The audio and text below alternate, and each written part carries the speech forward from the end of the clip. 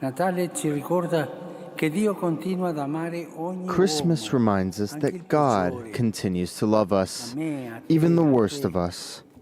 To a me, ciascuno di to noi you, oggi to each of dice, us. ti amo, He says today, ti amerò I love sempre, you, for you're mio precious in prezioso. my eyes. Sei God does not prezioso, love figlio you mio. because you think and act the right way. Dio He non ti loves you ama perché plain and pensi simple. giusto His e ti love is comporti bene. unconditional. It does Ti not ama e depend basta. on you. Il suo amore è incondizionato, non dipende da te. The Pope there then with his Christmas.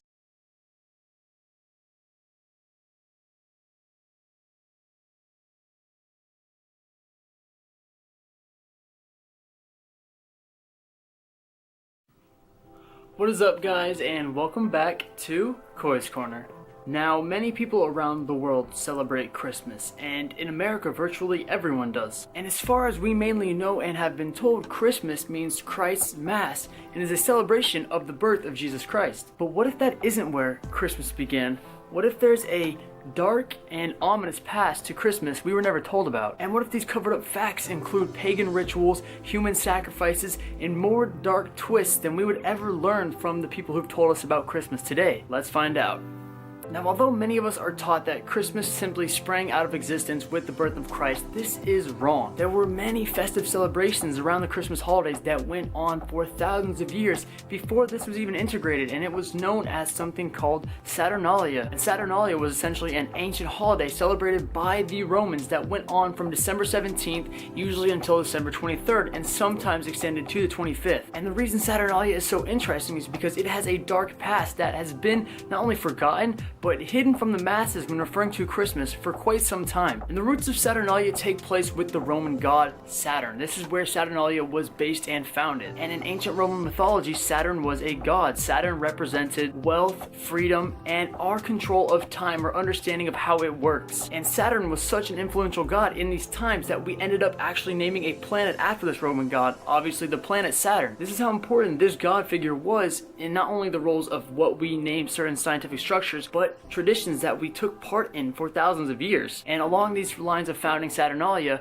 we have to take in religion, because religion was part of the state, was part of the government during Roman times, and the majority of Romans in these times were pagans. And this is how Roman mythology got so big. Pagans believe in polytheism, which is the belief of many, many gods that exist simultaneously. And they worship these gods, as well as held a very high respect for not only nature itself, but animals, plants, people. They really did view the universe and the world in an interconnected way. This led into the spiritual realm, where they also attributed these kind of factors of everything being interconnected to reincarnation, in a sense, to the practice of magics, of alchemy. And this combination of life, death, the world being connected, magic, turned this festival into a dark piece of history as we know it, because the truth then is nowhere near the truth now. Now, when these festivals began, the Romans would choose something known as the Lord of Misrule.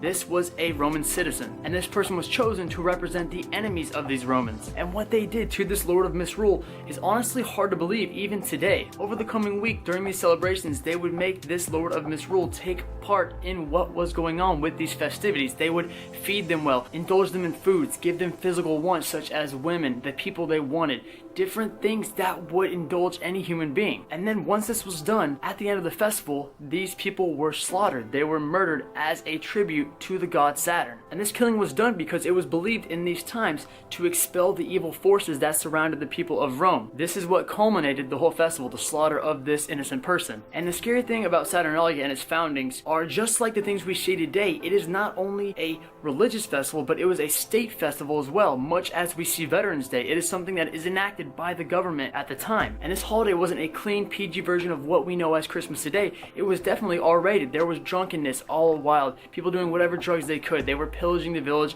could not face charges for the entire days of the festival, had intercourse out of marriage. Many things went on at these times that weren't allowed during the regular year. This was essentially a time to let go, a Mardi Gras of the ancient world. Any desires that you had throughout the year that you could not take part in were available for you to do during this festive time in December. And this holiday, while popular, would have most likely